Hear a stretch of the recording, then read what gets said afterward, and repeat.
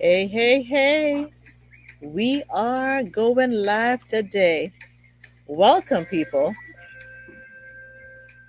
We got a little calabash playing.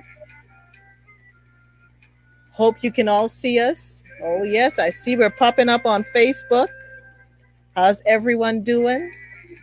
Got my favorite, well, one of my favorite bands, but it's my favorite group, Calabash, led by Anthony Pierre. Now, I don't own the rights to the music, but I do have permission to play the music. It's time for you to get comfy, to get your nice drink or your snacks. Get a notepad because you never know when those wisdom keys are going to be dropped. And be sure to share it with your friends, with your families. Get ready to engage with us. Ask some questions. You never know. So welcome to the Victory Speaks Inspired Conversations series where iron sharpens iron. That's you and me sharpening each other. I'm your host, Nicole Waldron, your voice of victory and your mental fitness coach. And I'm on a mission to inspire you to live a victorious lifestyle. This Inspired Conversation series is just one of the ways that I'll be doing this. You know, we have many conversations all the time in our lives. Some are good, some are bad, some are funny, some are just pointless. But really and truly, are they all pointless? Because you can always find something inspiring in a conversation. You can always learn a lesson. And so, you know what? I've been having great conversations with many people in my life. Some I know a long time, some I just met. And along the way, I know that I've learned and gleaned from them. So, sharing is caring, right?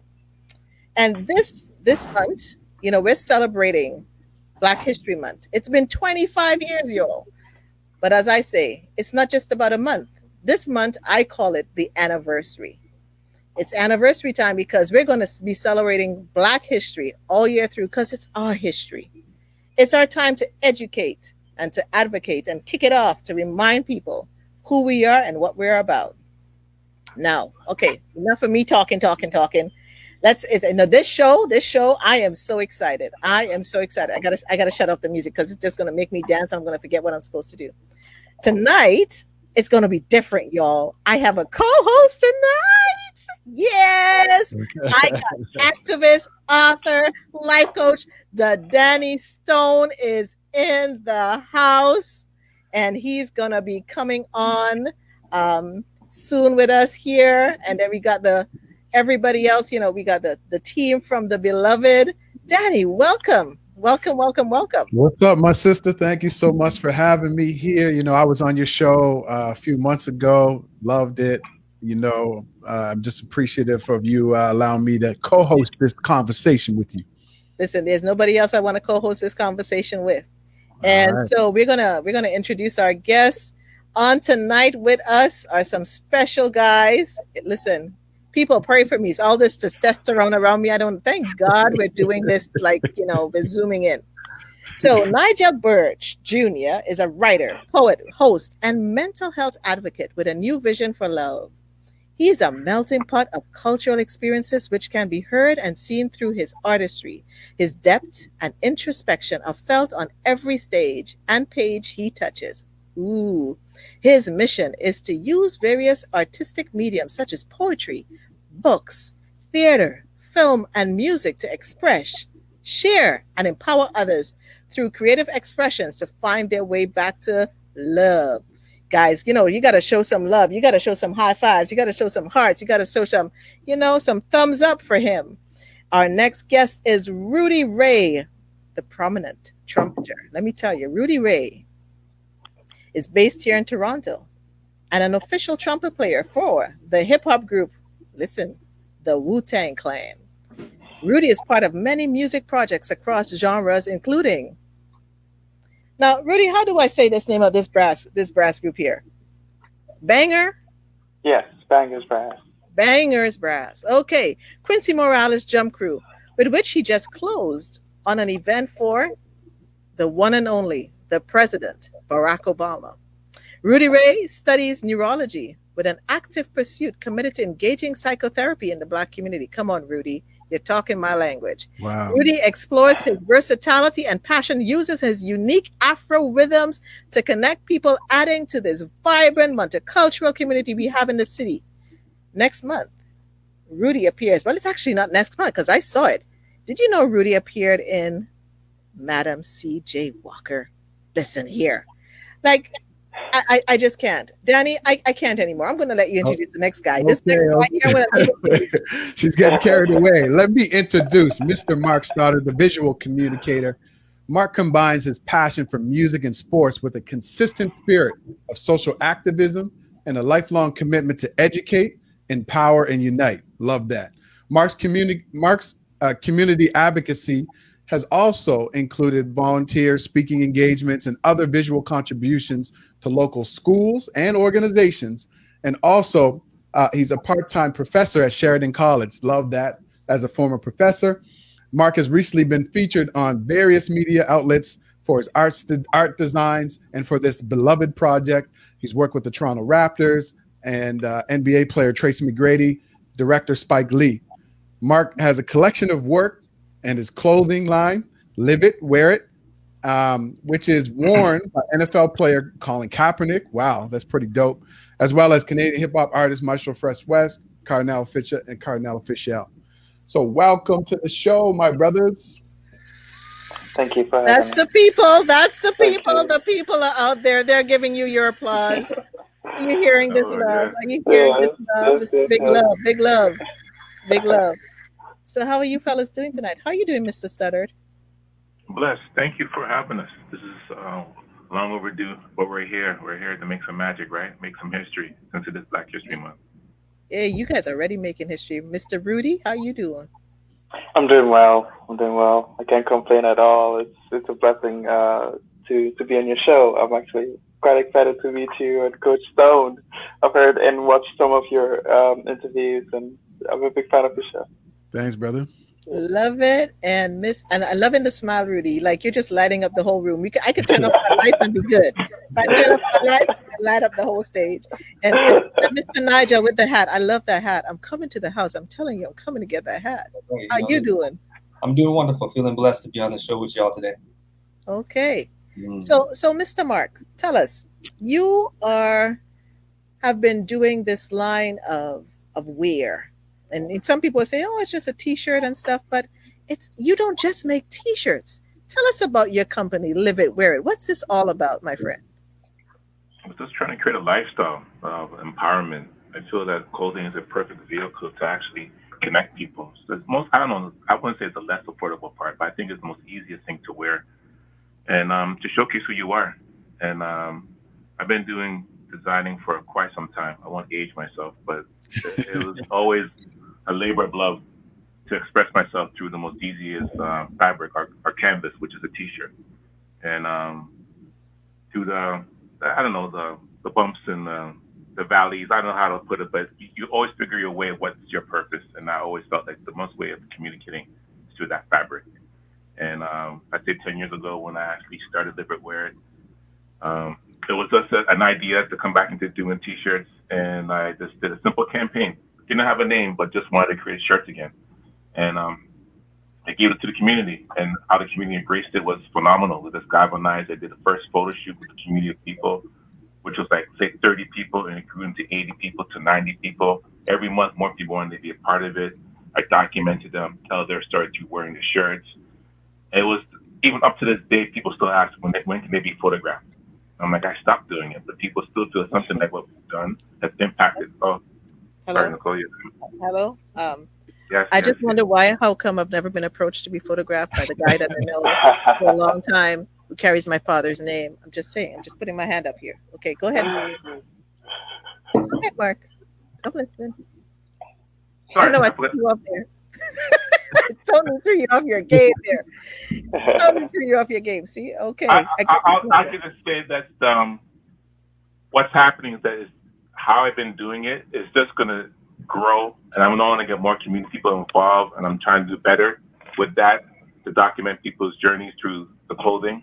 So all I can do is the next photo shoot, I promise you, Nicole, I'm calling you up You'd be the first person I would definitely document and put out. Okay. Especially with the beloved campaign.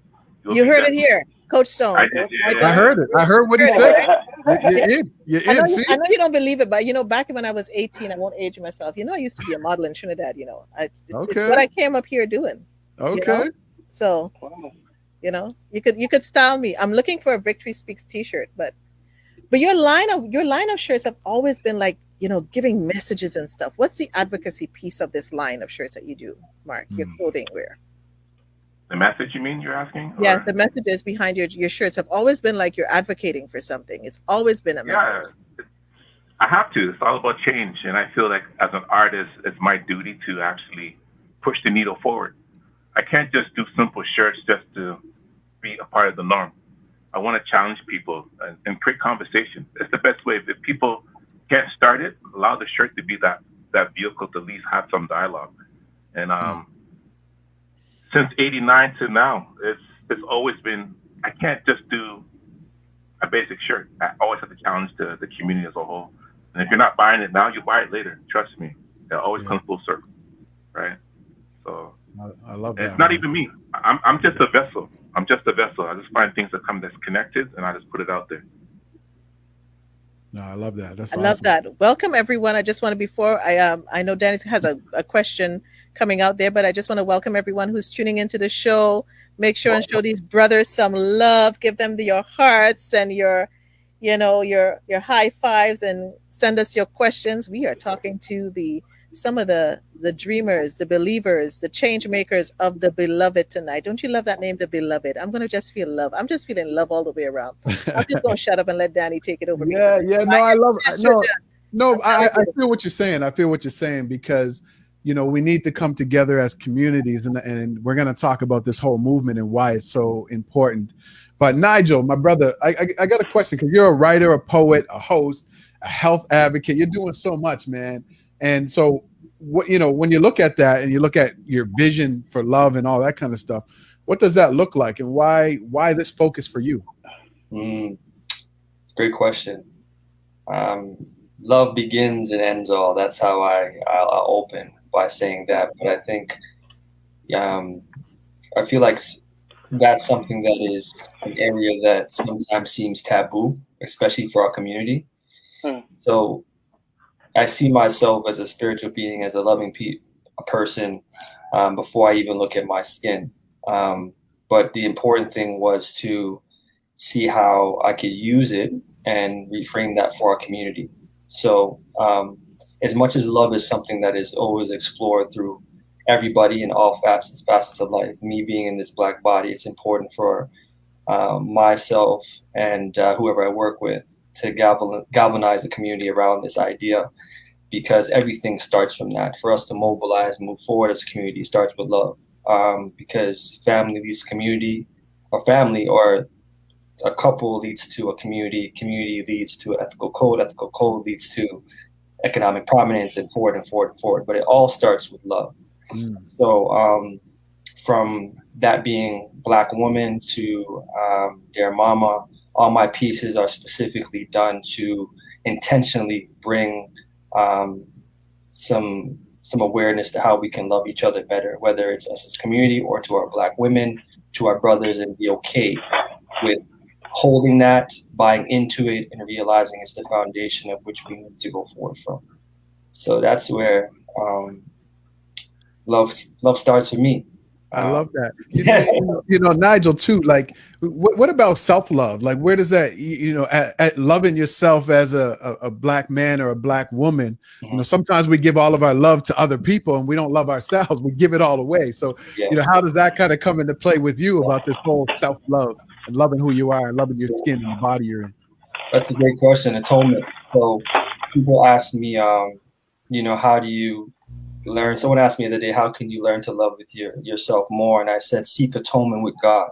And what that means to me is the closer that you are with, once you feel like you don't lack and you're abundant of, then you can live and pour into people because you have an overflow. And you can only have an overflow when you believe that you are not in lack. And that can only come from investing yourself in something greater than yourself and seeing how that higher being is now delivering what you need to you, whether it's peace, love, joy, in abundance. And now you're equipped to give your brothers, your sisters, what you feel like you have more than enough of. Yeah. So, of course, everything begins and starts with God and yourself. And then from there, you can pour into others. So for sure, I'm happy you brought that up, because self-love, it all begins with you, for sure. No, that's great. Thank you for answering that, brother. I appreciate that. I'm like, show's over. No, it ain't over. We're just getting started, because I know Rudy's gonna come with something. So because this love piece, this love piece, people are engaging. People are showing you the love. I'm seeing the hearts going up. I'm seeing the comments.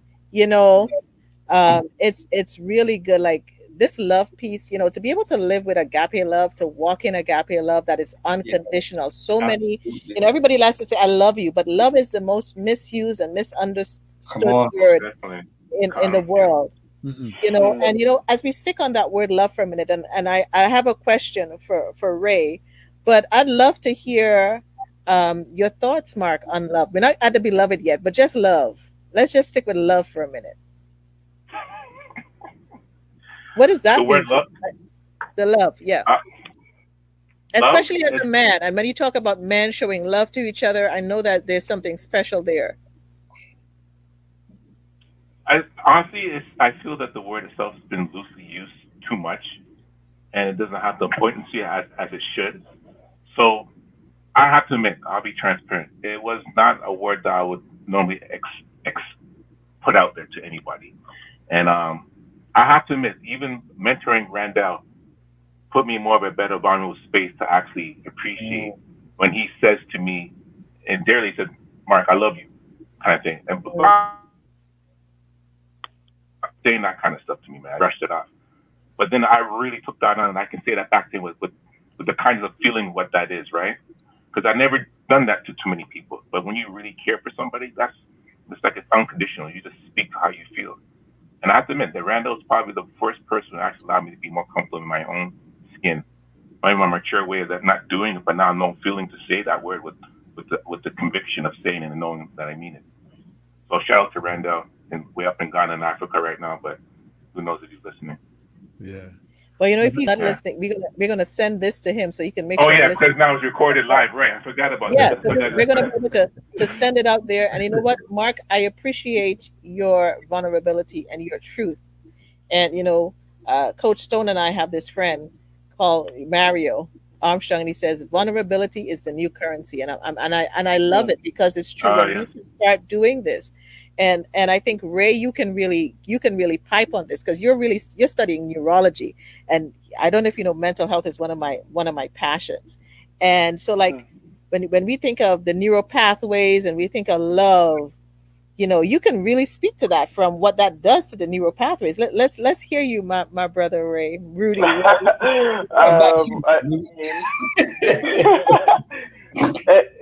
It's definitely a key aspect of everything, because you release oxytocin when you hug somebody.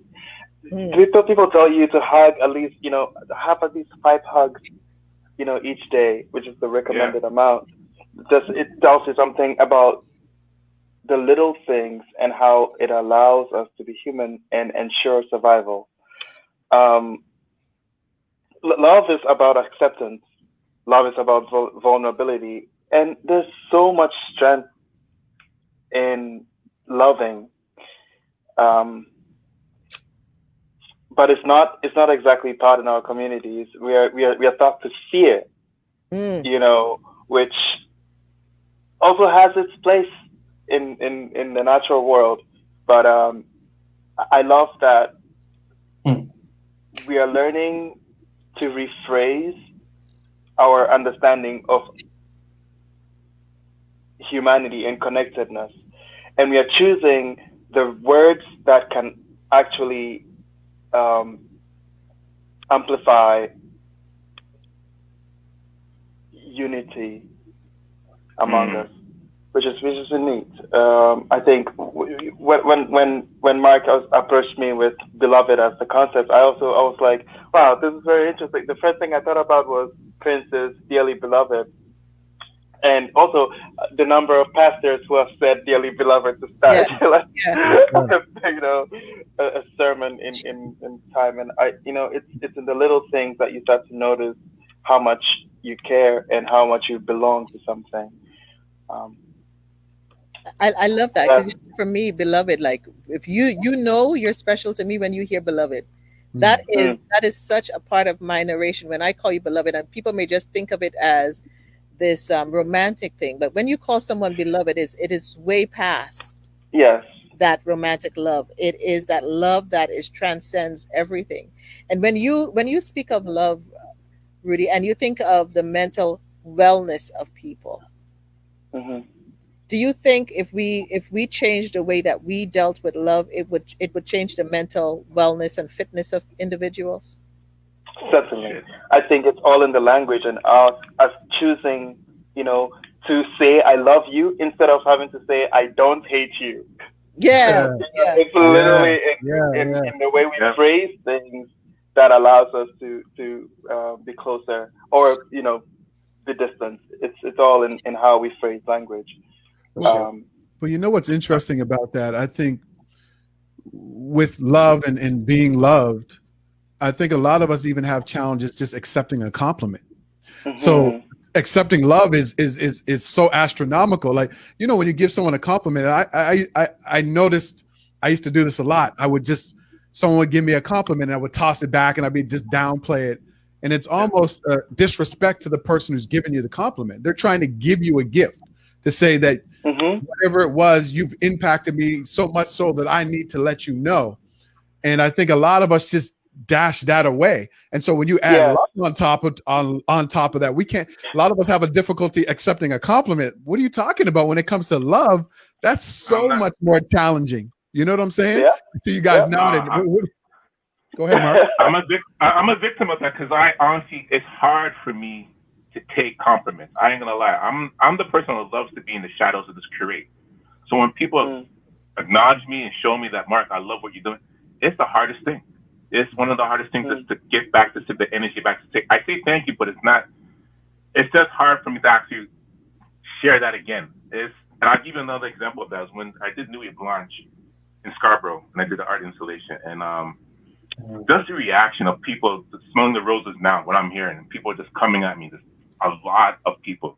I thought I was dead because I thought this anytime you get this, it's only at funerals. The people acknowledge you. There was this overwhelming of overpour of people coming at me, and it was uncomfortable. It was the weirdest feeling to have. And so I'm just getting used to the skin that I'm in right now to understand that as much as you get, you share, you get, it's been given to you, you have to share it back out and acknowledge the people that are here and show them that they're loved in many ways. Absolutely. So Rudy touched on that. I'm like, totally support that. Like, words can bring you up or also they can bring you down. So taking affirmation of words that can empower you is the key right now. And especially for the youth of today, you have to give them those kind of powers, of planting those seeds of empowerment, of you're great, you're loved, you're beloved. All those things that they can see themselves in the mirror, right? It's so important. But Mark, I think you made a great point, because if we can't accept it as mentors and role models, how do we expect other people to be able to give and accept love? And so we have to kind of, like you said, it's the same. We all have to kind of get comfortable with that, because we're out here talking to these young men and young boys, and we're trying to say, look, I'm showing you that there's something special about you, yet we're awkward and uncomfortable ourselves, right? So it's something that I know that I continue to work on myself. So I can feel that. And I think Nigel touched on it. You have to believe in something greater than yourself, right? You have to believe in something greater than yourself to know that you're more than just this small little dot on a map. You're bigger than that, right? And you have to own it and accept it. So when someone says, man, you really impacted me, or what you did, Rudy or Nigel or Mark, this thing was just so amazing. Even though it's a little bit awkward, we got to just take it, because it means so much to that individual, so much so that they're actually saying something to you, right? And I think that's what a miracle, and that's what a miracle truly is, right? Love is an actual miracle. And we all have the ability to create miracles every single day. And I think that's the greatest agape love, which was mentioned earlier, is the greatest miracle you can give to the world. I just wanted to chime in on something that was said earlier, because Rudy, you gave me an aha, because I realized, going back to language, but also that we speak a language of survival, and survival is fair, and fear and love cannot coexist in the same breath. So part of the beloved movement is to start making love the language versus making survival the language, because too often you see the media messages and conversations, we're expecting more pessimism from a response from our own people and from other people on a day-to-day. So how do we now replace that with language that speaks to upliftment, to something bigger than how we see ourselves? So love is the gateway to changing the conversation and how we look at ourselves through the subtleness of a hug, of a, like you said, showing vulnerability, affirming one another. So there's so much, like we say the word love, but it's so multidimensional, multifaceted, and it definitely is the opening into everything that we want to do socially, politically. No matter how you look at it, it starts with that vehicle. So yeah, thank you for that, Rudy.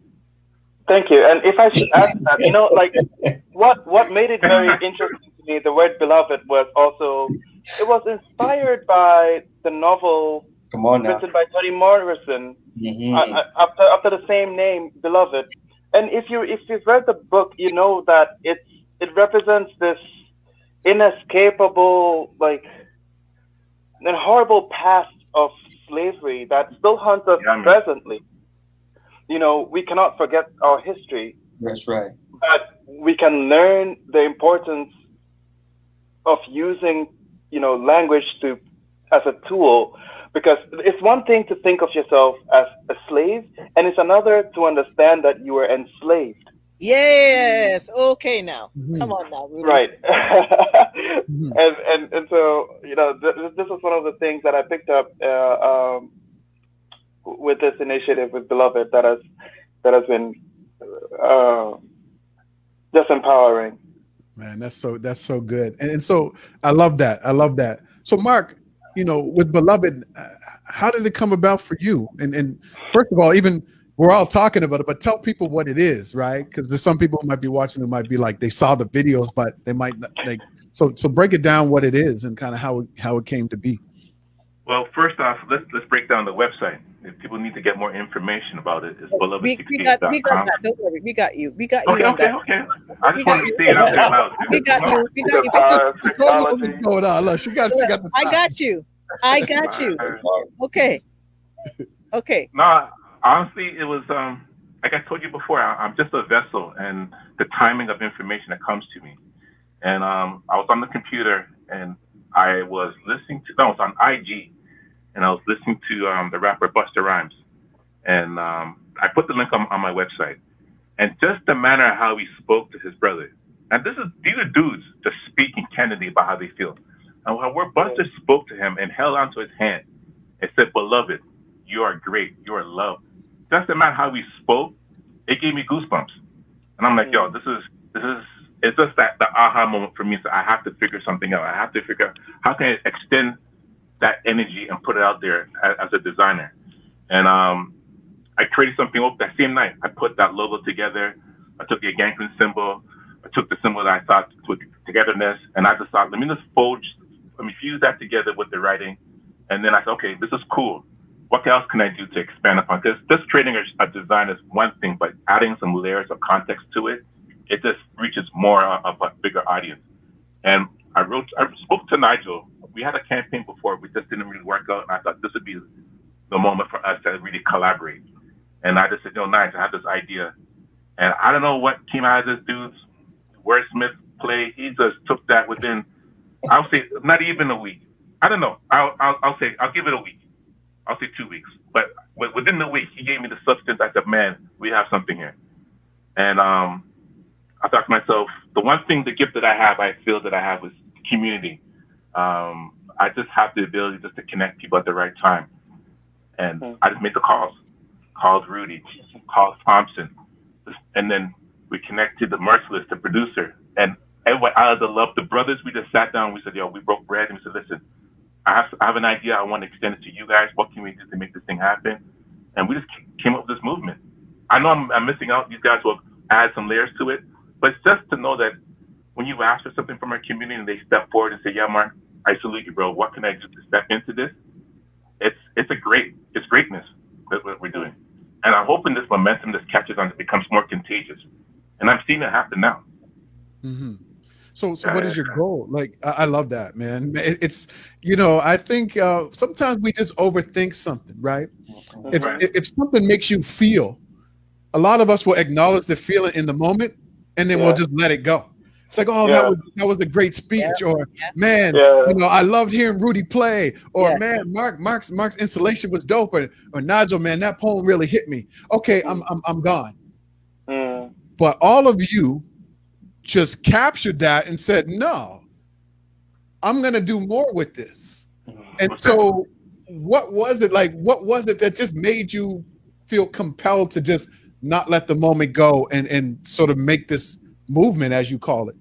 Well, I can give an example. Again, 10 years ago when I did live it where, and I was able to galvanize the community and document their stories off of my site, and I realized the effect I had with that, I thought, if I can revisit that one more time and take that same kind of energy applied to this, but with some more stronger context, I think I have something. And the whole thing is documenting our stories. We keep relying on the oppressor to tell our stories. We need to change that narrative and allow us to speak our stories and tell the stories of particular people who are not talked about. Like Access Sadu, you know what I mean? There's so many layers of people I have relationships with that want to tell their stories on this platform and give some other stronger content, which the news won't document. We keep relying on this situation of the society to tell our stories. I'm done with that. We have the power to do the same thing. And I want that to happen through this movement, for sure. Nice. Mark, you know something that occurred to me as you're talking? Do you recognize, my brother, my friend, that you live it and you wear it? You are the walking definition of love. Yes, Nicole. Right, Rudy? Yes. You know, I'm sitting here and I'm just so glad Danny's co-hosting with me, because I might go into the Oprah ugly cry soon. Because what is happening here is love. You know, I didn't just want to do, I'm going to cry. I didn't just want to do just another Black History Month shows this month. And we have been bleeding while we've been leading and not healing. Wow. And to listen to 4 men here speak on love and embrace who they are and walk the talk and just be so authentic. And Mark, because you're a giver, and givers' a natural propensity is not to be able to receive. And it's our strength and our weakness. But beloved, let me tell you here tonight, you walk in love, and this is why the community comes together when you call. Whether we are in the shirt or out of the shirt, when Mark Stoddart calls, the community answers. And I need you to embrace that tonight. And I say it with your brothers. It's true. Because God needs you to understand that many people say, I love you. And they just say it as words. But beloved, you are love walking. And I am so grateful for your obedience, because obedience is better than sacrifice. And you have sacrificed a lot over the years. And you walk as this strong Black man, and you are expected to be strong as a Black man. But you have carried a weight. And that weight comes true in the essence of what you produce and live it and wear it. And so I pray and hope that even right now in this moment, as you have been doing all these interviews and stuff on the beloved, that you recognize that you are the beloved of the beloved. Yes. Come on now. Yeah. And to start. No, it's okay. It's okay to let it breathe, because Nicole is so right. As men, we have to receive. And one thing, Mark and I had this conversation. I think we got on the phone for an hour and a half or 2 hours or something, and we were just talking about all of this. We were talking about how we have to start to change our own narrative. Yeah. And how we can't allow other people to tell our stories. And oftentimes it's like people say, we all know this, but it's like, well, what can I do? I don't have a TV network. I don't have a newspaper. I don't have but you have a social media. Yep. You have family and friends that you talk to, right? You know people. And so I want people who are watching to understand is that you don't have to be one of these brothers here who have these amazing gifts and talents to be out in front of people, or to design clothes, or to be on a stage speaking, or playing a trumpet. Use what you have. Use what you have. And if we all use what we have, and we all do our part to show ourselves in different lights, to not always post ratchet videos, to post things like The Beloved, which we're going to show you in a minute, to post this amazing poet that Nigel just dropped, to post something from Rudy. Why can't we do more of that? If every single person just does a little bit, it ends up being a lot. And so I'm so happy that my sister Nicole took that time to really let you know, Mark, because it's important that you know. It's important that you know Nigel. It's important that you know Rudy, that this is more than just, it's probably bigger than all of you guys know, I'm sure. Oh, yeah. I'm sure it is. Many hands make the work light. That's right. Yep, you got it. I'm telling you, and you guys have touched on so many parts, and I'm trying to just like, when you said, Rudy, about being slaves to being enslaved. Last night, Dr. Vibe did an interview, and if nobody's seen it, with Leonard Paris, I think it was, out of Nova Scotia. That was an interview. So I encourage you, especially as what you're doing and in your mindset and what you're thinking, to take a moment and look at it. So for everybody live and on the replay, yes, you may see some of us, shedding a little tears here, because we're talking about love, and we're not even just talking about love. Just generally, we are really getting down with the creators of The Beloved, and if you haven't seen it, you're about to see it now. Here we go. Dearly beloved, we've been gathered here today to get through this thing called life, and we won't view our melanin through the hate they give, hide our skin under rhetoric used to dilute the consciousness to forget who we are. We are the beloved ones, charcoal brown molded under the golden sun. Sons of kings, queens of a lineage we refuse to leave behind. We are beloved, unwilling to let love die. Unwilling to let love die, but willing to let love live. Pain won't shortchange our heritage. Links to unbroken bonds stretch beyond these scars. We've come too far to close off the middle passage to our inner God. We are beloved ones. This pen writes with the spirit of Langston Hughes and Toni Morrison. We rebuke the notion that Nubians can't love flawed. We're fractured but hopeful, knowing skin and bones can forge new bonds. Healing can shed the hurt but pack on thicker layers of love. Slavery has made us run in the opposition of agape's direction. Survival has made us numb to its texture. Spirit is the way back to our pursuit of happiness. Our queens are waiting for a syringe filled with affirmations to be injected. Indiscretions of love have gone on for far too long. Can you imagine what would have happened if we were unshackled from Jim Crow with wings to soar back home? Along shorelines that house ships that brought us some kingdoms now forgotten. Never forget who you are. We are loving, soft, warm, willing to push past the roughage that says we're too strong. Let's allow our ancestors to feed us history, digest what it feels like to be held with tomorrow morning, to kiss without grievances on lips. Refuse to lift tongues on caskets that speak death into our optimism. Set your sights on more than what you bargained for we are wholesale, shipping for understanding, far beyond the eastern seaboard. Staring our destiny to our lovers' arms, we are beloved ones. Larger than limitations, louder than Yesia's whispers. Let's spray paint new scriptures over an old constitution and rewrite the dead weight of a narrative we've been carrying for far too long. Let love become the new pyramid scheme, tomb raiding our pain, reclaiming our promised land and merging light with love. We are the beloved ones. Charcoal brown molded under the golden sun. Dearly beloved, we've been gathered here today to get through this thing called life.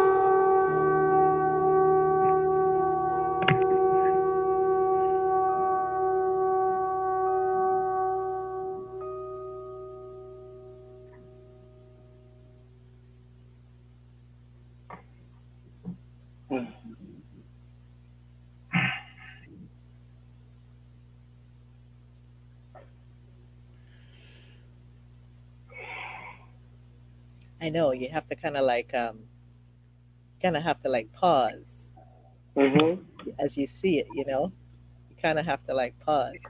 Let's see if I can work my magic here and get us all back on screen. There we go. Nice. And you know, gentlemen, I'm just like in awe of every time I watch that video. And I got some questions for each of you right now. What did it feel like to be even a part of that? I'll start with you, Danny. To be a part of that, Danny, with your wife, like to be in that video and then watch it. Not even because you know being called to be in something, but when you see the finished product, that's something else. What was that? What did that mean to you after you saw this? You started with me. I'm just like I'm just in it for a second. I'm letting them breathe. I'm giving them a moment to breathe. I'll say this. Like I'm somebody who I'm about connections. I like to connect with people who are genuine, people who give more than they take. And I don't say yes to everything, you know. I just don't. You know, I'm not. I don't think that I'm better than other people, but if I see that you're somebody who doesn't give more than you take, you're not about building up people or building up community. I just don't even want to be a part of it. And so, you know, I've gotten to know Mark over the last year or so, and him and I have had some really great conversations about different things. And I see what he's about, man. I see his heart. I see, you know, he's about the upliftment of our people. And when he asked me, I was really honored that he asked me to be a part of the project and at the movement. And me and my wife were just happy to be a part of it, man. And so when we saw it, we were like, wow, this came out really amazing, right? We saw it, and you know, with the poetry and the music and everything together and the visuals, it's like, this is what we need to see more of. We need to see more Black families and brothers and sisters enjoying themselves and letting the world know that, you know, we don't come from quote unquote broken homes, and we're not all, you know. And so when I saw it, I was like, wow, you know, I was just honored to be and blessed to be a part of it. So, you know, thank you again, brothers, for allowing me and my wife to be a part of this amazing movement. Yeah, because when I see it, I see love. And so, Rudy, you were like, you put the music behind the words, behind the project. What was that like for you? Like, how did you? The melody is just so sweet. It's almost like I don't know how to put it. I'm going a little Trini for you here. It's almost like you're eating a sweet Julie mango. And it's you know? Yeah, man. Yeah. You're like, oh, yeah. Wait, let me hold back a bit. This mango so sweet, I can't eat it all at once. Like, what was this like for you, listening to the words of Nigel? Like, I'm guessing, Nigel, you wrote the poem and then you said it, and then Rudy, you put the. I don't know. Tell me what happened. How did it happen? It was back and forth in that manner, but you know, at the back of my mind, I had Hemingway's quote in mind. Like, one day I would find the right words, and they will be simple. So I was trying to, like, you know, get the feeling of something simple but long lasting, in a sense. You know, something that felt like, you know, immediately you heard it, it felt timeless, and it was dropping you into a space in your mind that was reflective. And you can tell from all the video, like the video reel and how the filmmaking came together, that it really held that, at least to the musical scoring perspective. And it was all around Nigel's words, you know, and you could tell how powerful that was. I'm telling you, it's. I'm like, can you write me a song, please? Like, I don't know if I'm not gonna ask the personal questions because I know some people loving on you right now. Just say it with that trumpet playing.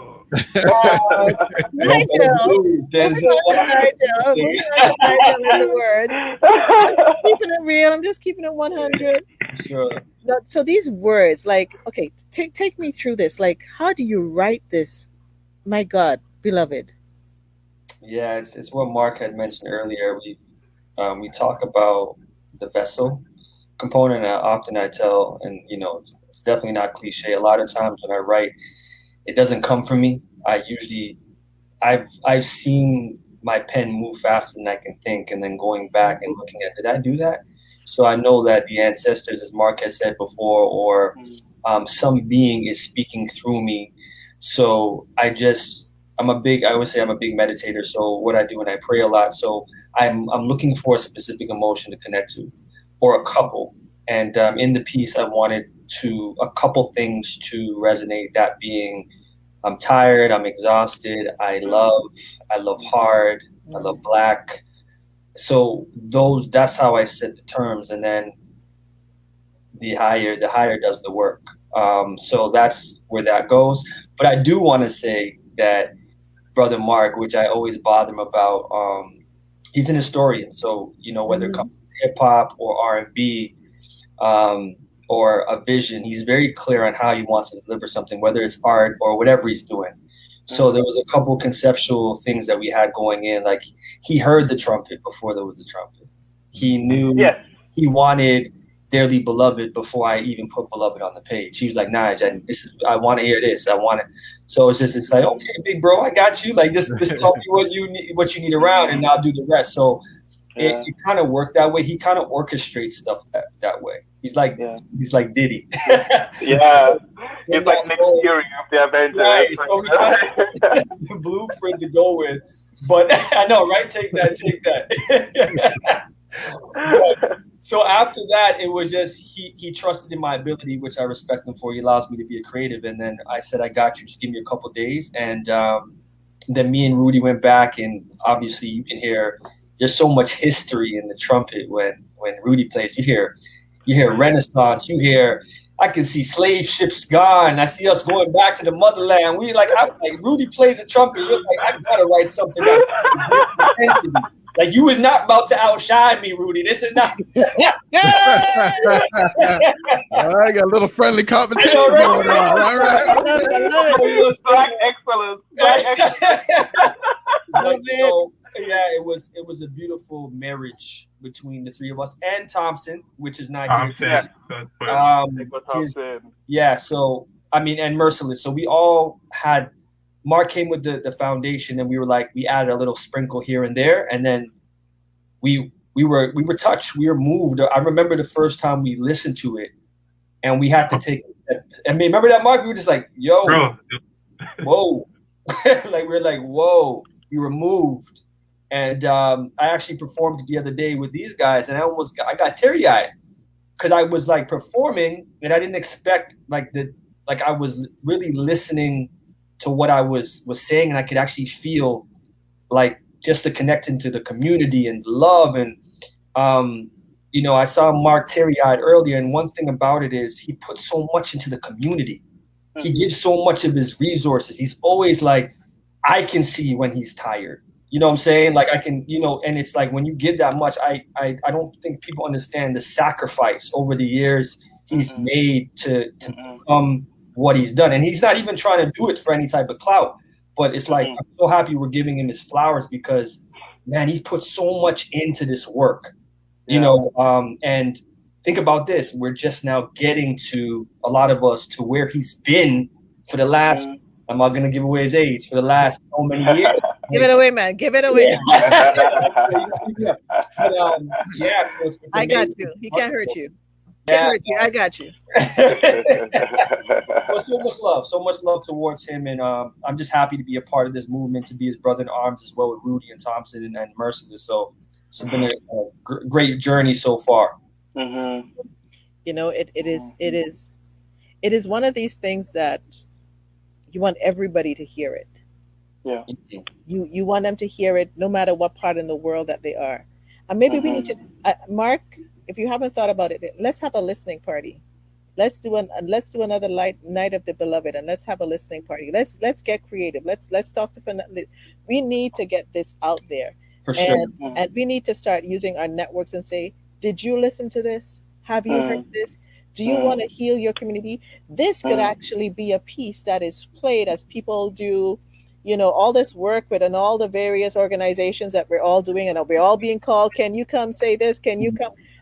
Maybe we should be opening up with this. This is who we are. Yeah. I know organizations right now that I want to take this to, like, you know, I want to take this to CAMH. You know, I wish you know what, if I should have played this at my meeting today at CAMH. I'm just saying, you know, I want to take this to co-op housing and play this at our AGM.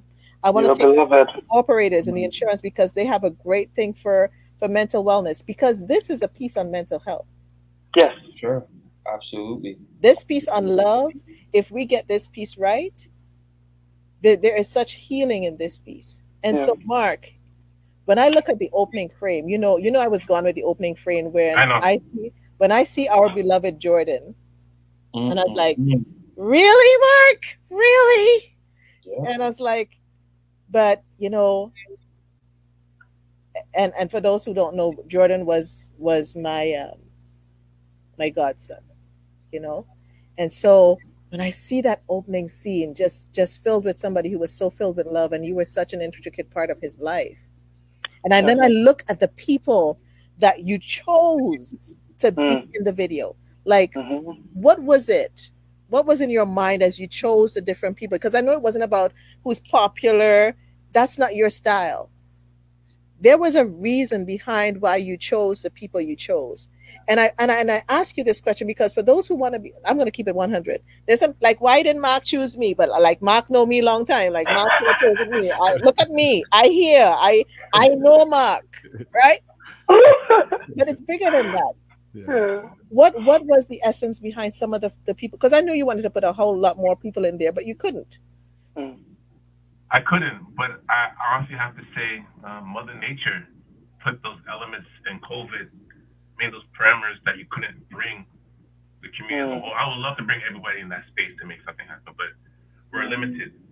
So honestly, it was just a level of just being spontaneous, and just those check-off list of people who will, if I make that call, automatic, those people were in. And the day of the shoot, we did a 2-day shoot. Wasn't that a whole lot of shooting we did? It was 2 days. Those 2 days were cold as hell. But it was a magical moment. And the beginning cut. Oh, we got to give a shout to Om Asante. He's the person who originally, Paul put this together for us. And this young brother, I've been on his case, but I have to give this rose that he put the time and effort. He actually now sees potential when he creates. He puts his foot forward. He can do something, and not just in the visual component. He's a great poet as well. He's so talented, he doesn't even know his own gifts sometimes. But him putting that together and the elements of like the puzzle piecing was great for me. It was easy work for me because I just knew the people who I wanted. Paul had to shoot it. So the 5 Finger One Fist, losing Jordan definitely put me in a place. Like, I think for myself, just sharing all this, I haven't really healed of grief, of losing so much people with family, close friends. I'm still processing this. I still don't know what is the solution of healing. And so for me, creating is my part of healing for myself. And so having Jordan part of this video and giving homage to him was needed. But even those little gems behind him, was with Simba, King Rain was behind the mirror behind him. A lot of people, when people see this, they see the more of the connection on the layers of storytelling. And then tying in Rain's kids, we drove all the way up to Guelph to shoot his kids out there in the snow with his mom. So the community as a whole, we're so separate, but this video brings us together because there's pieces that we all can connect to. So when people say, "Oh, why didn't you shoot me?" The part is you are part of this. Everybody's a part of this. If you look at that, you see yourself in it. I saw myself in it. Yeah. You have to. You throw an Ita with Miguel, like that is a staple point, a pillar of our community that's not talked about, and her contribution. I needed to tie them in. So each person can see themselves with each person, with everybody who's connected to that. My goddaughter was a part of this whole thing. So I just close friends with their kids. I had to put them in. Because it's not just about us, it's about planting the seeds for the next generation, right? Allow that tree to grow. You know what I mean? So they can live under our shade of what we put out. So as me with music, I want something to be timeless. This will be a timeless piece. This will be our anthem. This will be our Black History Month. Not even Black History Month. Every day this should be our anthem that we play for our straight good. That's the way I look at this. So I'm just overwhelmed. Look, you did this. I honestly didn't know what to expect. I said I was going to come here and just do my talk and get through this. Having these brothers, I love you guys, man. You guys coming and being part of this. I'm so thankful for this. And then I thought, okay, I'll just do my part, say what I say. But you touched me in a way that I never thought I'd be touched, in the way of really processing that I'm just here, just doing God's work. You know what I mean? And I'm just, and I'm just glad that the community acknowledges that. I'm getting calls from people who I would never thought would call me and tell me, Mark. It's just acknowledging it. I'm like, I'm thankful, but at the same time, I ask myself, I have to do more. It doesn't stop here. That's how I feel too. Well, you know what, Mark? You've been touched by the victory effect. This is the victory effect, and I see Nigel, like your hand is like, it's almost like you're ruminating, like you have something to say there, Nigel. Am I? You know what? Mark will tell you. I'm usually if this thing is off, I'll be taking notes. You can take notes. No, this is Mark. This is actually how I look when I'm listening to you. Listen, I got a whole bunch of paper here. I'm taking notes. You may not see, but I slip it. This is me in an interview. I have the note. It's not a notepad. I have these little sheets of paper. Everybody's getting my sheet, and I pull these little pieces of paper, and I take notes as I'm interviewing. Wow. You guys are dropping gems. I make notes when I interview. I make notes too. Yeah, like that's I'm always taking notes. So that I have no taking notes. You can't. I want you guys to know this too. Like, I kind of felt what you were saying, Nigel, because I feel like, sometimes the spirit or whatever just works through you. I spoke to some incarcerated men last week in virtually, and tomorrow I'm going to be speaking to some. Beautiful. And so it was a Black history presentation. And so I talked about some prominent Canadian Black history figures. And then the other half, I was just sort of telling a little bit about my own journey growing up in low-income housing in Nova Scotia and so on. And I don't even understand what happened. I just started getting emotional. I started connecting with the brothers. Yeah. They were like, man, I was like, I could be where you were at. Like I was a half a second away from being where you are. And they could feel that I was feeling them and treating them like men. And it was almost like I didn't say I love you, but it was like, man, I said, I feel so much for you guys, man. I just want you to understand that you're not your failures or your mistakes. You have an opportunity to come out of here and be somebody that you've never been. Yeah. And the brother, I'm telling you, like, there were some brothers in there that were like, they were getting shifty. They were like, like these guys. Right? And one brother's like, man, you know what? He's like, man, I'm feeling what you're saying, man. I feel you. I said, look, you have an opportunity to be somebody different when you come out of here. What is your choice? Are you choosing to go back to how you got here, or somebody? And I could see it, right? And so afterwards, one of the correctional guard who was my contact, she said, yeah, a couple of them filled out forms. Like they actually filled them out. Yeah. And I posted one of them on my Instagram, and he was just like, man, in 30 minutes, you gave me facts about myself that I never knew. And this goes to what you were saying, Rudy. I said, it's impossible for your history to start as you being a slave. You can't start hating yourself. It's impossible, right? You have been enslaved. That meant you were free at some point in time. Yeah. And you can see and so the brother caught that, and then he caught me sharing my story. And I'm saying all that just to say, like, man, like we have connections with each other, but most of the time we don't express that because especially as Black men, it's like, I can't really say this to you. I can't say that I'm feeling you. I can't say that I love you. I can't say that, man, my heart is with you right now. Right. And so as you guys are saying this, I'm like, tomorrow I'm speaking to another group. I'm going to drop the video. I'm definitely going to watch this. I don't care what they say. They're going to see Beloved. Powerful. And then I'm speaking to a group of Black students at Nova Scotia Community College, about 800 students on Friday. They're going to see this as well. Amazing. and so I just think exactly what it is. It's an anthem. It's an awakening that you're more than what you see on TV, these negative images. Oh, absolutely. You're more than what your school tends to tell you about your history. You're more than that. Yeah. And so I just wanted to say that. Sorry, I had to jump in and let you guys know. This is us, Danny. This is our interview. We got the cast of the creators of the Beloved. I am feeling such love tonight. And you know, Mark, you mentioned it, but you didn't tell them. I was looking to find the earring, but I didn't find the right Adinkra symbol. But I did. You know what? I am incorrect. I did not find the Adinkra symbol that you used, but the one I found in my earrings is God. Yes, it is. So, I was like, yeah, I had to go. Listen, I had to go. I said, I couldn't get the Beloved shirt, but I gotta find something that represented what you were doing. So you used one of the Adinkra symbols in this. Which one was it and why?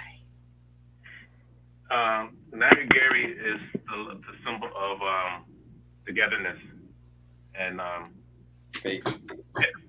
And faith that holds it together. And so I just knew that that's a connection to all of us, right? And people use it subtly in a lot of clothing. But I wanted us to expand upon it a little bit more, right? And having words within that symbol. Because as a lot of us, as consumers, we buy into a lot of brands and buy into these symbols and don't know what the hell these emblems represent, right? True. And does it really represent you?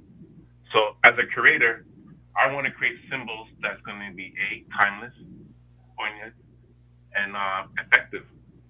So if I can make a symbol or find a symbol that connects to us as a community and use that as a skill of love, I'm going to do my part. So when I see somebody not wearing that, I know that they're loved, right? Yeah. So that's the goal behind creating things, man. Because if we don't want to speak it, but we can definitely wear it. We can live it, and we see. I love you. I got one more question for you. Well, I got lots more questions for you. We ain't done yet. I hope you get your water. So you chose Family Day and Black History Month to release this. Why? I just knew that the frequency of consciousness is on a new height. It's heightened, right? So based on the summertime with George Floyd, the demonstrations that's been happening in the city around the world, technically that summertime was Black History Month for us because we're just amplified in so many different ways that we were talked about, and opportunities of institutions were allowing the conversations that happen for us to be a part of that conversation. So I knew that coming to February will be another heightening of awareness. But the question for me, I challenged the community, whoever's listening, do you keep that light on? Are you planning on putting a black square on Instagram and saying I'm Black, and then you're back to doing selfies or something else around the way? Like, you have to stay consistent to this story because it's our story. So I really want to be that person that becomes that trainer. And my analogy to this is like going to the gym. On Christmas Day, you take an oath that I want to go to the gym and work out. But this work out for consciousness. Like, stay in the gym, build that muscle in that brain, learn more about you. You know what I mean? Expand upon it. Find your allies, your trainer, to keep you motivated so you can stay on that course, because a lot of people drop off. They're in it now, and then they come back to the dancing, whatever that is. So I'm just a living example that I stay on course. I never waver who I was. And I may not get praises that people may want to see me as, but I'm just the one people can't say is that Mark has been consistent with his brand. He speaks his truth. He never wavered that. Every day his post, his Thursday's post, whatever I do to get to the community, I stay true to that. So if I can be a blueprint to that, somebody can emulate that in some degree themselves that same way, it just makes that community even stronger, right? Because I'm not, there's nothing magical that I'm doing. I'm just being passionate. So somebody needs to find their purpose, right? And I'm living my mark as my name, and my last name is Art. So it's through art that I'm actually doing what I do. So I just figure those things along the way in my life. He's dropping it. He's dropping it. You got me going. You got me going. But it's just, I'm just happy just to be in a place that I can actually express that clearly. I've never been that person that's always quiet. Like Nigel, man, like just having the three of us here, just bouncing each other out with our conversation, and it just makes the day even more memorable because everybody has a point to say. And I don't always want to be that guy who always wants to talk. I'm not that guy. I'm a person that's in the trenches. Let's get the work done. There's too many talkers, too many. I'm gonna cuss, but I won't cuss. But it's just like we just need to do more things out there to make that change happen. So through this video, motivates more people to do something. I can have a country because there wasn't no Toronto Foundation funds that came to this, or we applied for grants. This is all sweat equity. We put our time, our money in this. Yeah. Right? So don't keep relying on grants to get to do these concepts. If you don't get it, just make it regardless. Yeah. I'm just going on this rant. No, that's not a rant. That's good. I was gonna say that it's just from it's a triple entendre to me, meaning that there's three things that happened this month, and me and Mark talked about it, which was Black History Month, Family Day, and Valentine's Day. And Toni Morrison's birthday was last and Toni Morrison's birthday. Yeah. Wow. And three things we wanted to do was, and that's I was going to speak on the 365 is to love 365, not just on Valentine's Day, to be Black 365, just not on Black History Month. And the third one is we are Black families every day, not just on Family Day. Right. So we get these 3 days in the shortest month of the year, and we're saying to ourselves, nah, that's not how we're going to end this. We're going to do this 365. And if we got to propel the community forward to start with this video, that's what we did. And Mark, brilliantly enough, was able to put all those three in one video. Love, Blackness, and family in one, which was orchestrated. That was intentional. And it's always been from the beginning of this movement saying it will not die. We can't just do this video. He was like, I'm not just doing this video just to put a video out. How are we going to let it live? So we had conversations on how is this going to exist beyond the video. So I think that we're off to a good start. And I think that's one thing we want to leave behind is let's have more stamina in how we look at our consciousness towards ourselves into this experience that we're trying to create on this planet. So I just wanted to chime in on that. Yeah, for sure. Celebrating Black 365. Yeah, that's good. That's good. No, I'm just repeating what you guys are saying. Sorry, Danny. Sorry. No, that's great. That's great. and Rudy, what do you see? What do you see as next for this movement? You know, I wish that it does the natural thing of seeping into our consciousness and replacing the negative things that we have there. You know, I look forward to the day that somebody actually, picks up the shirt and goes, like, the day that you wake up and you're not really sure how you're feeling and you see the shirt and you're like, you know what? I am beloved. I'm going to wear this shirt to exude this confidence, to exude this togetherness, because, this is how I want to, get through today. It's in changing the daily habits, and it's integrating the things that we love actively into the daily habits. And that's what I want to see happen 365 past, February, and also celebrating Black history and understanding our own heritage.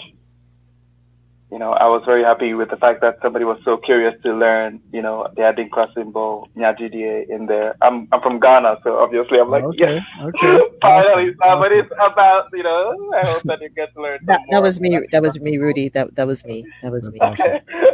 Yeah. So, thank you for being curious about that. It means a lot to me. Listen, Rudy. We're going to talk after this. My sister's married to a Ghanaian. You want some? Come over. We're going to talk. You'll meet my brother-in-law. Come on now. So Mark, what about what's next for the movement? Legacy. I think the goal for me is tying in the right stories, the untold stories, and just build on that. I would love to see the site grow in a way that people want to be inspired inspired, they can come to the site and see stories of community people doing great things, and through all the sources of artistic sounds, right? And just trying to maintain that. I think there's not a space that kind of allows us a place to be informed with information when it comes to our community, right? So if I can kind of maintain that and build off of that, and I don't know, get more people involved and find people who want to contribute to this, then I'm welcome to that. I think that's the whole thing. Like we formed Voltron right now, but at the same time, building what we did together, we need more people involved, and we need allies as well. So who wants to jump on this? You know, the train is here, man. The train is here. The beloved train. The beloved train is here. The beloved train is here. I love that, man. It's amazing. It's amazing. Nicole, did you ask something else you wanted to ask? Or? Yeah. Oh, you know, I do. I'm just trying. Okay, when I think about the love, I think about what has been said in the conversation. To each of you, what would you say to your younger self? You could pick 10 years before. You can pick 20 years ago. I mean, we're all like 30, right? So it's okay.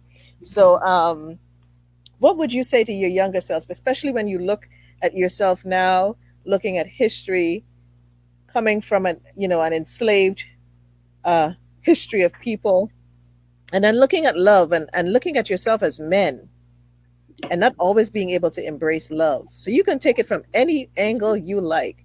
I'll start with Nigel. Oh, wow. That's a good question. Janelle Scarrett goes like 30. Look at yourself. Well, Janelle, I don't know how old they are. They could be still 30, so we can't go there yet. First, I would say find different ways to reinvent yourself. Continue to explore the limitations of your self-concept,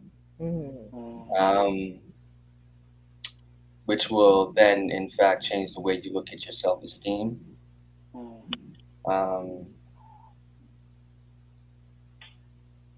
Don't look at limitations.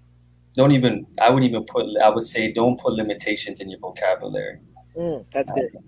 I think that's the biggest thing, because when I think about 20 years to now, and I'm telling my younger self how to get to a place where they felt more confident and abundant in how they love themselves, I think it's that constant search and reach for truth, reach for things beyond the self-sabotage, the negative conversations you've been hearing surrounding your identity, yourself, and continue to inform yourself by expanding through knowledge, putting yourself in other areas and traveling to other spaces. It allows you to broaden your scope of who you are.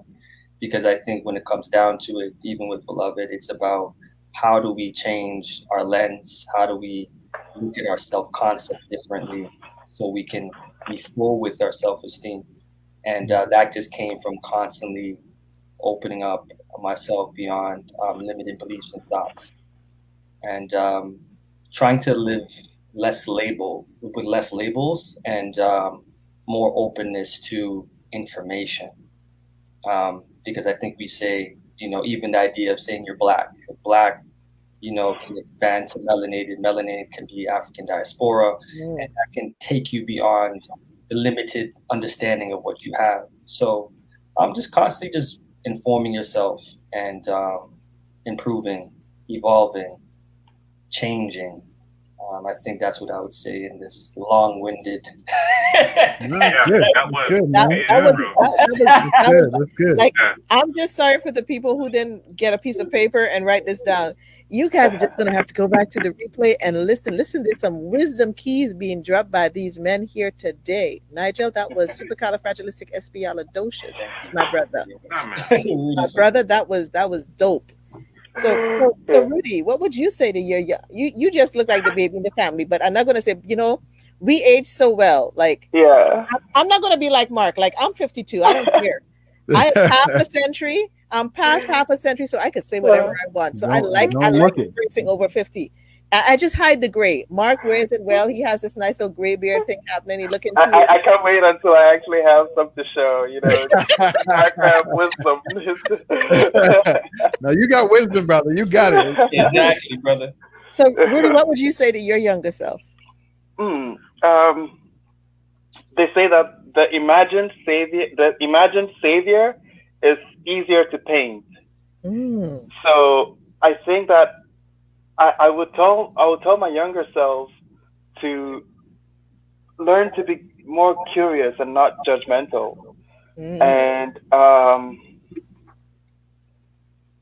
just allow things to get by. Like, you know, just learn to let go, to face the blank canvas again, in a sense, and not to try to learn skills and think that I know everything while I'm still young. You know, I think young people have this hubris about them where they are creative, but they think that they already know everything, and they don't learn to seek from, you know, history or their older selves, or even, you know, their coaches sometimes. So I think I'll tell my younger self to just be patient, because the road is very long and we're just getting started. That's good. I like that, brother. I like that. And Mark? Wow, it's hard to with these two hitting it off. Now I have to think of something else. What I would tell my younger self.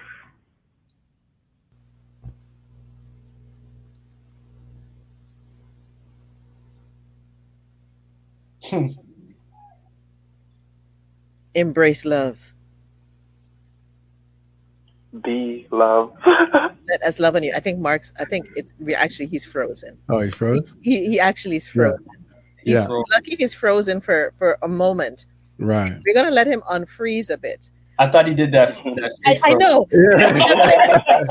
That was pretty slick. He's like, hold on. I'm thinking.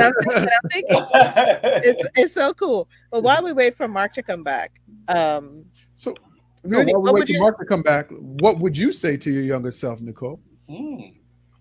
Danny, what happened was what you better text.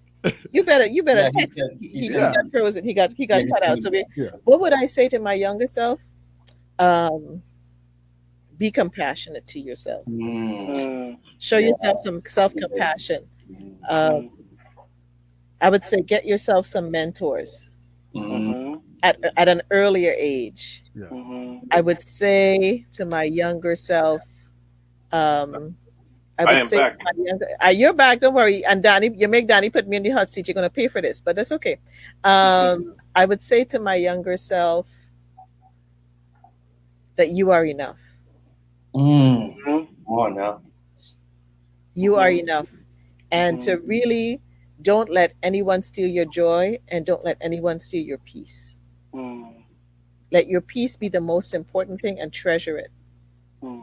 See your value and learn your identity early, so no one can steal it from you. That's some of what I would say to my younger self. Are you writing this down, Coach Stone? I got making notes here. Like, yeah, of course. I know you're coming back with me with something. Anyway, so Mark, you had a chance to breathe while Danny put me in the hot seat. Mark, you're going to owe me a t-shirt for this one. What would you say to your younger self? It could even be the younger self of 2020. Oh, yeah. You don't have to go too far. No.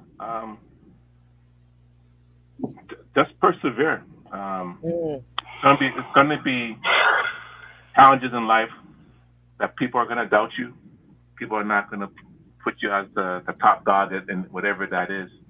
But you gotta persevere and just stay in your truth. Right? A lot of people are not gonna be in this path that we're on when it comes to consciousness, man. It's not for everybody. It's only for a few. Our world is kind of, it's so divided in a way that people just want to live a comfortable life and not ruffle the feathers, right? So what we're about change. We're making things uncomfortable for people to start truly see themselves. So I would tell my younger self to persevere, be patient, because if you want that change to happen, it's going to take a long. I've been doing this for quite some time with the level of consciousness, right? So being an activist is everyone has their way of doing. There's some loud people, there's some vocal people, and there's some people behind the scenes that do some great things a lot and don't looking for the praise, but they're there, right? You just gotta find your lane and stick it out. And this game of life has its ups and downs, man, but you just gotta persevere. One of my favorite quotes I will say, tell me the facts and I will learn. Tell me truth and I believe, but if you tell me a story, it'll live in my heart forever. So hopefully what we're doing today with this beloved story is hopefully it'll live and resonate in people's lives so they know they're going to make some change. So that's my goal, right? Changing lives through story. Wow. See, he was going into that next question there because I was going to ask you guys, do you have like a favorite quote or motto that resonates with you? Coach Stone, we start with you. A couple. I mean, I end a lot of my posts and speeches and stuff with there's something special about you. Find out what it is and live it out loud.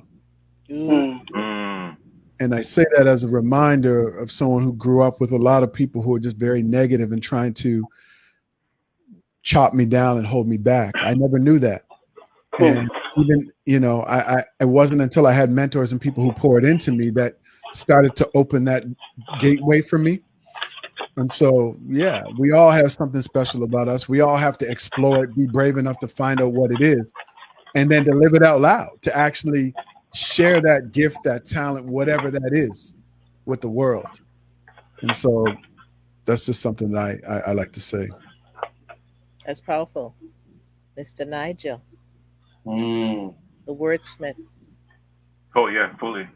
Deep, call it onto deep. The deep one calling you right now, brethren. I would say not everything that is faced can be changed, but nothing can be changed until it's faced. And that echoes what Mark was saying. That's James Baldwin. Love myself some James Baldwin, boy. It's what he was talking about is you can't be liberated until you come face to face with the realities of truth and then finding freedom in that. You can't avoid it because liberation is through the storm, right? So you got to face it head on. You have to be upfront with that. And yeah, quite a few, but I like that one from James Baldwin. That's a good one. I like that. I hearing somebody flipping pages. That's Rudy. Rudy about to drop a novel. Yo, Rudy dropping a book. By the time this broadcast is over, Rudy's gonna have a book on Amazon before this thing's over. I love it, my man. I love it. He said that's what we do today. Okay. We're just teaching you, Rudy. Sorry. Okay. No, I love it. Like I am somebody who writes codes like pretty much every morning, almost as a stoic practice. So like, it's hard for me to find a quote that really holds it together for me today. But this is one that has been resonating with me of late. It's Khalil Gibran's quote. It says, "In the dew of little things, the heart finds its morning, and it's refreshed." Now you're gonna have to make me go in my library and bring out my Khalil Gibran now. Like, come on now. I like that one. In the dew of morning. Okay. Dew of morning. Yeah. Little things. Yeah, absolutely. Just little things. Just make the bed, man. Right. Do the small things. Right. Yeah. That's it. Those little things. Yeah. And that's how you really. I think it's been eating at me because I related to Mark when he said, he can't really tell if he's healed yet. I'm there with him when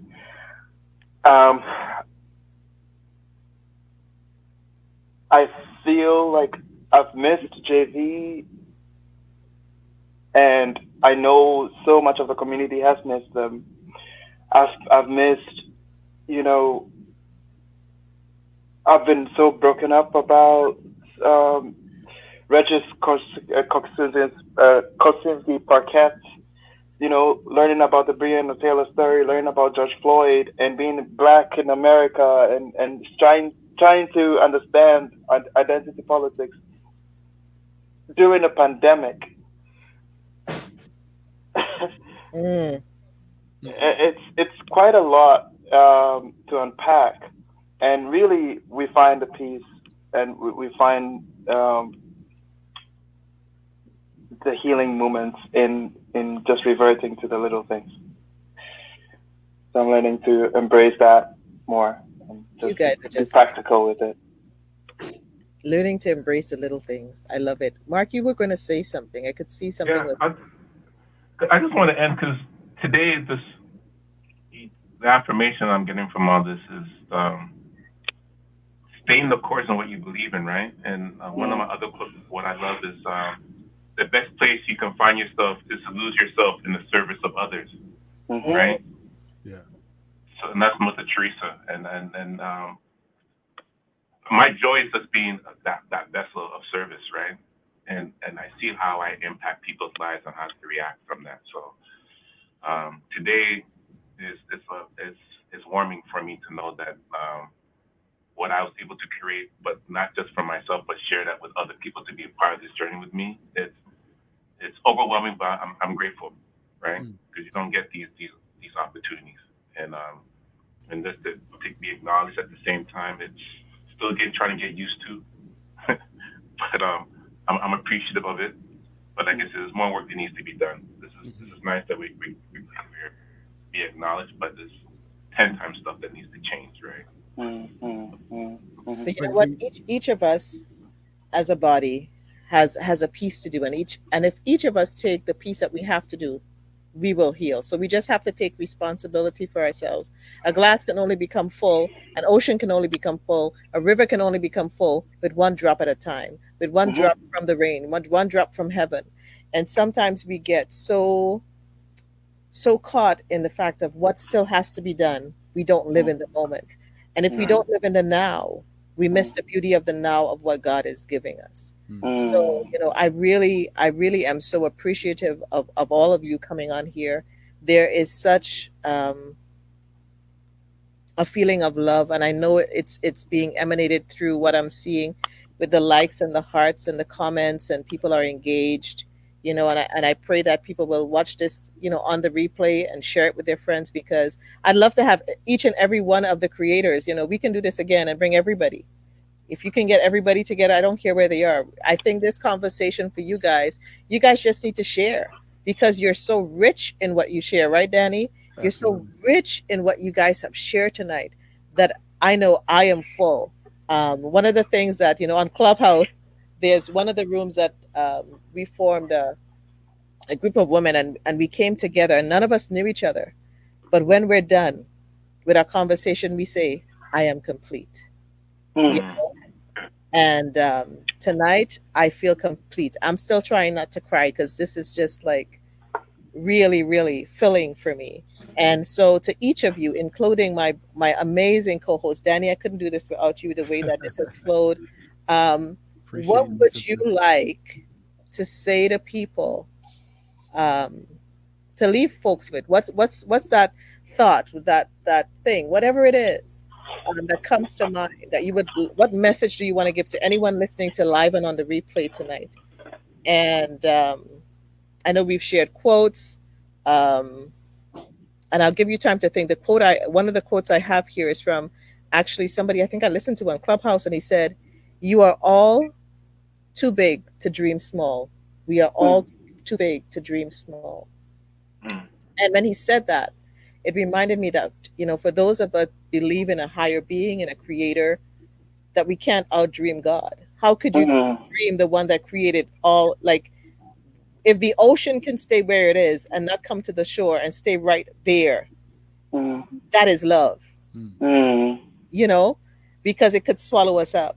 I listened to Cicely Tyson being interviewed by Oprah the other day, and Oprah asked her what was love, and she says, I can't answer that. It's too big a question.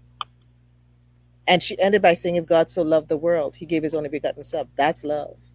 In her own self, in her last interview, just a few weeks ago, could not fully even say the vastness of what love is, because love is so big, love is so deep, and love shows up like this. Tonight, love showed up in you guys. So what would be your message? Anybody can go. Nigel, if you want to write a poem right here one time, I think that'd be nice of Nigel. There's this poem that you do for Black women. But anyways, if you feel like reciting something, Rudy, if you feel like pulling out the trumpet, I don't have any problem. Mark, We'll let our guest go first. I have something, but I'll let you guys go ahead. Nobody jump in too slow. I'll go. Yeah. The message I would give to anybody who's watching right now is that you are more than. You're more than the mistakes. You're more than the failures. You're more than other people's opinions. You're more than what society tries to tell you that you are. You're more than all of that. You're more than enough. And Nicole said it earlier, a lot of our sort of feeling of displacement or feeling of not being loved or feeling of not being good enough, it all stems from us we're not feeling like we're enough, right? All of the sadness, all of the trials and tribulations and us not being where we want to be in life, a lot of it just comes from us feeling like we're not worthy, like we're not enough. And so we all have to understand we're more than. You're more than any mistake that you've ever made. You're more than any failure you've ever had. You're more than what somebody else has to say about you. And the fact that all of us are here right now, we all have a voice, right? And you don't know who's watching. This is what I tell people. We all have people that are secretly watching us. And sometimes they'll never say anything to you. But the fact that you just showed up, the fact that you got up, the fact that you put yourself out there, you don't know what that means to somebody else. Mm-hmm. And so that's what I would say. You're more than that. You're more than enough. I love that. Who wants to go next? I'm going to be like the radio host. Who wants to go next? I'll go. Okay, Mark. Yes. No. Rock, paper, scissors. Yeah. Rudy, rock, paper, did we just do rock, paper, scissors? Did we really? We did. No, Mark, you go last. You go last. You go last. All right, I'll go last. I'll say surrender to infinite possibilities or unlimited possibilities. And what I mean by that is anything is possible. So don't let anybody tell you that you can't do something. They just haven't found a way to do it. So when you surrender to the idea, which is love, you're surrendering to love, and you're not allowing fear to tell you that you can't do something. You continue to surrender to the infinite possibilities. You surrender to the idea that you cannot do something because you can. And once you embrace that I can, I am attitude, anything is possible. So I'll just leave it with that. That's awesome. Nice. Thank you, brother. Nice. All right. Rumi says, what matters the most is how quickly you do what your soul directs. Mm-hmm. Damn, what's that really, I think it's about staying prepared in that manner and seeing that within us lies a dormant artist, and we need to train that part of ourselves, not just physically but spiritually as well, and attune to that frequency of consciousness. Oh, that's great, man. Thank you so much. Appreciate that. Mark, it's you. I know. Wow. Bros, you guys stepped this bar up so much. I'll take it from my mentor. And he always says this, Dr. John Carlos. And what he always says when he writes his books or he signs it, we live to make history, right? So I always feel that this moment right now, we just made history. Like we're changing lives. And so I'll just say to any audience that every day is a day of making history.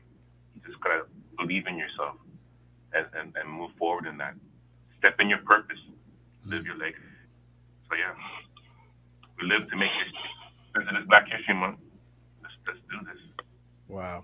You made history, my brother. So if anybody wants to find out how they can get involved, if they want to get, I know you have some shirts and stuff. Tell us more about that before we head out of here. Yes, if you go to beloved68.com, you can definitely know more about what the collection, not the collection, but the collective is all about. and stuff that we may have forgotten. Definitely, the site will give you some intel of that. Within this, there is merch that we're selling.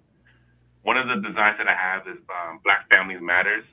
All of that 100% of the proceeds is going to 3 organizations that I support, which is Liwi March, Zero Gun Violence, Rise Entertainment, and also with ITA with the different book lists. So I'm trying to find ways to just try to get back to the community. So I'm thinking with that shirt, when anybody purchases that shirt, I'm putting money towards those 3 organizations. I'm just doing my part.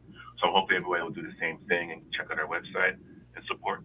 If you believe in what we're saying tonight, I definitely will see some responses of sales underneath my stream. But if not, then I realize that maybe we didn't impact people. That's the pressure for the people out there, So it would be good if you can, Mark, what would be really helpful for Danny and myself is if you send us like an image of the shirt and tell us what it's about, and then we can put that out on our social media. Let's tag each other because, people, it's one thing is about the website, but if we can start putting it out on social media, tagging it with the video and stuff like that, we can share it. We can just, today, this is what we're doing as we end Black History Month, as we go into the rest of 365. This is what we wanted to do. I attend the Cultural Center, Liwi March. We're talking about all sorts of great people doing great stuff. And just, put your money where your mouth is. I like the idea, not to cut, but I always feel I don't want to inundate or overwhelm people. I'd rather people be like going down that rabbit hole and finding information that they need and be inspired. So that's my opinion. I feel that when people come and they see it, it serves its point. But I hear what you're saying. It doesn't hurt to put it and share it. I'd rather share the video. Yeah, I hear what you're saying. So they will organically come to you, but we got to give them the image because we gotta give them, because so many people are going onto Instagram to find their stuff, and not everybody's going onto websites. We just got to give them the option. We got to give them the option, and then if they choose to. So we got you. Don't worry, we will do the work. You just got to give us the stuff. We got you, Mr. Danny. Any last words before we head out and I close out the show? I just want to thank you, first of all. I mean, you did an amazing job tonight. This is a really amazing production you put together. And thank you for having me on here and co-hosting with you. And I want to thank these 3 amazing brothers. Thank you guys for taking time out of your evening to come here and to share love and to share some real words of inspiration. So I think when people watch this replay, they're going to feel your words. They're not just going to hear them. So thank you guys for all being here.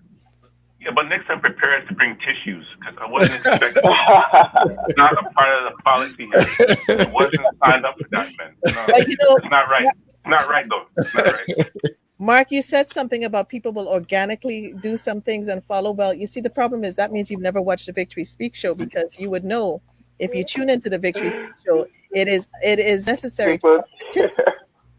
I'm sorry. It's, don't feel too bad, no matter where.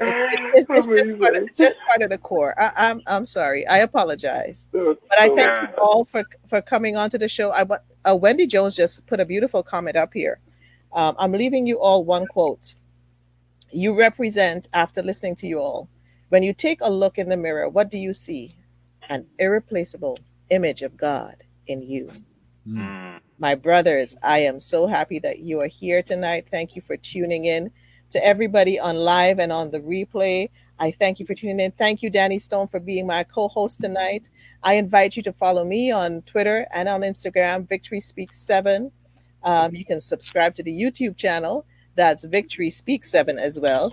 Now, you're going to hear a little bit of JV in the background, playing the good part.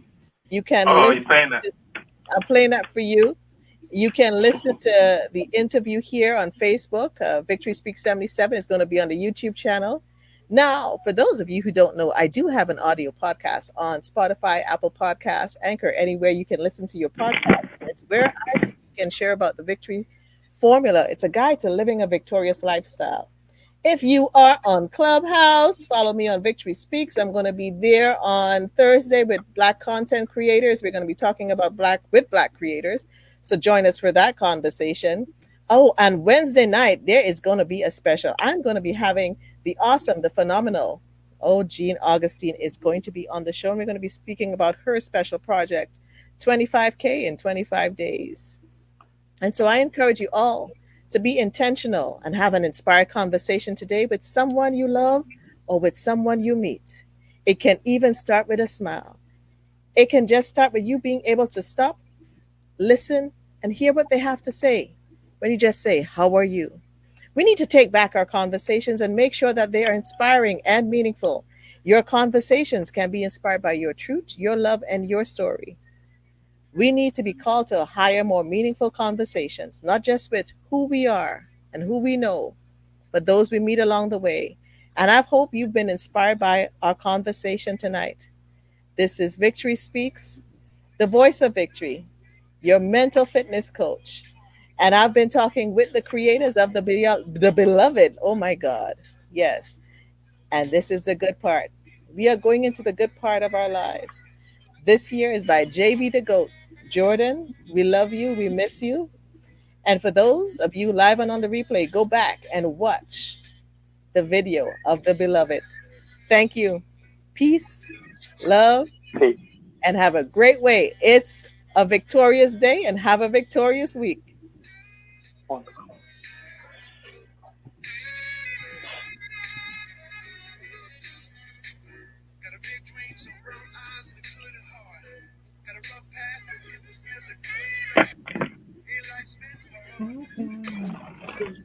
My boys can sing. You guys can sing. Good part.